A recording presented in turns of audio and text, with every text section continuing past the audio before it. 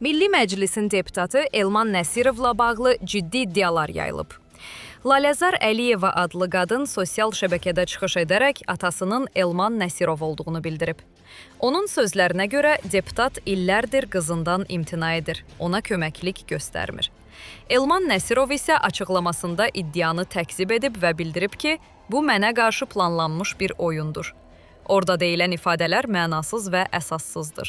Bunu mənim mövqeyimə ləkə salmaq üçün edirlər. Tamamilə yalan və uydurma məlumatdır. Bu, radikal müxalifətin və müəyyən maraqlı dairələrin mənim əleyhimə başlatdığı yeni kampaniyadır. Açığı, fəallığının fonunda mən bunu gözləyirdim. Elman Nəsirovun ilk evliliyindən dünyaya gəldiyini bildirən Laləzar Əliyeva isə anası ilə deputatın toyundan çəkilən fotoları Teleqrafa təqdim edib. Laləzar Əliyeva onu da bildirib ki, atalığın dəqiqləşdirilməsi üçün analiz verməyə də hazırdır. Sizə təqdim etdiyim fotolarda atamla anamın toy şəkilləridir. Atamın nənəsini, Rüxsarə xanımın da qucağında şəklim var. Dünən yoldaşım gəldi ki, videoları sil, atan səni həbs etdirmək istəyir.